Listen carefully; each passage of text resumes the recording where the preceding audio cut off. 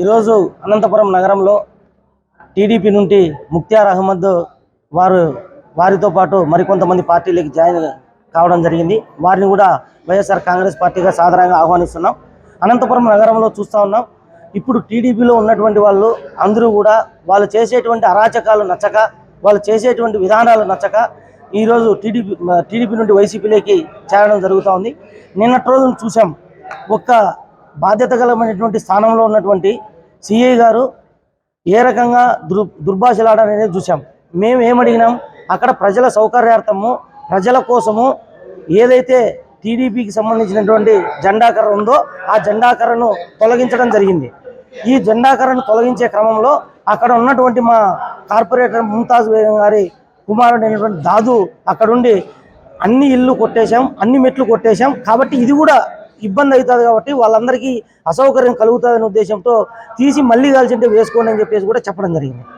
ఇది ఎందుకు ఇట్లా అని అడిగేదానికి పోయే క్రమంలో మామూలుగా రాజకీయాలు వేరే ఇతర పార్టీ వాళ్ళు చేస్తే ఒక అర్థం ఉంది, అధికారంలో ఉన్నారు కాబట్టి కొంచెం ఏదో లేనుకోవచ్చు. లేదు, ఈ పోలీసులను అడ్డం పెట్టుకొని లేదా పోలీసులు వాళ్ళతో మెప్పు పొందేదానికి ఈ రకంగా చేస్తున్నారని చెప్పి స్పష్టంగా అర్థమవుతోంది. పోలీస్ శాఖకు ఒకటి విన్నవిస్తా ఉన్నాం. ఈ అనంతపురం నగరం ప్రశాంతతకు మారుపేరు, ప్రశాంతత కాపాడాల్సిన బాధ్యత మీదే. మేము ఒకటే అడుగుతా ఉన్నాం.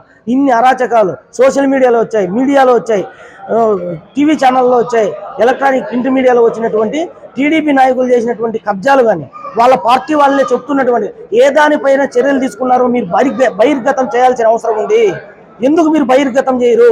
కేవలం వైఎస్ఆర్ కాంగ్రెస్ పార్టీ కార్యకర్తల కక్ష సాధింపులే మీరు పరమావధిగా పెట్టుకొని పని చేస్తే మరి భవిష్యత్తులో కూడా ఈ రాజకీయాలు అనేది శాశ్వతం కాదు.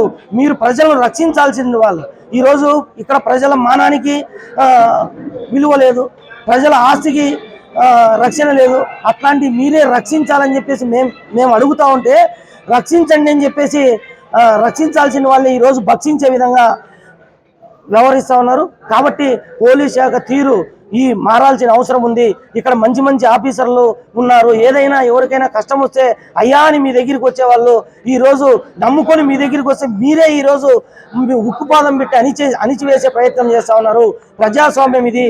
ఈరోజు ఒక అధికారిగా ఉండి నోటికి ఎట్లొస్తే అట్లా మాట్లాడేది పోలీసింగ్ అని చెప్పేసి అడుగుతా ఉన్నాం. ఇండియన్ పీనల్ కోడ్ ఇదే చెప్తా ఉంది అని చెప్పేసి అడుగుతా ఉన్నాం.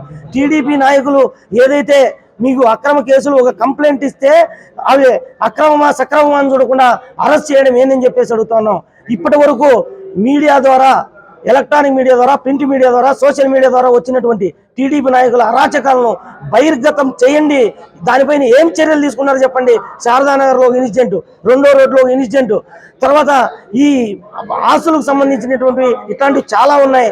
అదే మా పార్టీకి సంబంధించినటువంటి పాతూరులో మీసేవ పక్కన, లాల్బంద్ స్ట్రీట్లో మీసేవ పక్కన మా వైఎస్ఆర్ కాంగ్రెస్ పార్టీ దిమ్మికి వాళ్ళు టీడీపీ కలర్ కొట్టారు. ఏం చర్యలు తీసుకున్నారు? సాయినగర్లో అభివృద్ధిలో భాగంగా వైసీపీ దిమ్మె తీసేశారు. మరి ఆ రోజు మేమేమనలేదే? ఫస్ట్ ప్రజల సౌకర్యం, తర్వాత పార్టీలు, రాజకీయాలు. కాబట్టి ప్రజల గురించి ఆలోచించే జరిగింది తప్ప ఇది వేరేది లేదు. కాబట్టి దీన్ని అధికార పార్టీ కంటే కూడా అత్యుత్సాహంగా పోలీసులు దీన్ని ఇది చేయడం అనేది మరి వాళ్ళే ఆలోచించుకోవాల్సిన అవసరం ఉందని చెప్పేసి కూడా ఈ సందర్భంగా తెలియజేస్తాను. మేము అక్కడ ఏం మాట్లాడినారో పోలీసులు అన్నీ కూడా ఆధారాలతో సహా ఉన్నాయి. ఫ్రెండ్లీ పోలీసింగ్ అంటే నా కొడకల్లారా ఎత్తుతాం మిమ్మల్ని, కాలుస్తాం మిమ్మల్ని, ఎవర్రా మీరు వచ్చేదానికి, దింపుతాం 200 మందిని భయపడిస్తే ఎవరిని భయపడిస్తున్నారు? ప్రజలను భయపడిస్తారా? ప్రతిపక్షాలు గొంతు నొక్కేస్తారా? న్యాయం అనేది ఒకటి ఉంటుంది. ఖచ్చితంగా న్యాయం జరగని చోట సమాంతర న్యాయం అనేది ఖచ్చితంగా పడుతుంది. ఆ సమాంతర న్యాయానికి ప్రజల పక్షాన పోరాటం చేయడానికి జగన్మోహన్ రెడ్డి గారి నాయకత్వంలో, ఇక్కడ జిల్లా అధ్యక్షులైనటువంటి అనంత వెంకటరామరెడ్డి గారి నాయకత్వంలో వైఎస్ఆర్ కాంగ్రెస్ పార్టీ ప్రజల పక్షాన ఎప్పటికి కూడా ప్రజల పక్షాన్ని నిలబడి పోరాటం చేసేదానికి మేము సిద్ధంగా ఉన్నాం. ఎన్ని కేసులు పెట్టినా, ఏమి చేసినా కూడా ప్రజాస్వామ్యం అనేది ఎక్కడో ఒక చోట ఖచ్చితంగా మీకు కూడా భవిష్యత్తులో కూడా ఇవన్నీ కూడా గుణపాఠాలు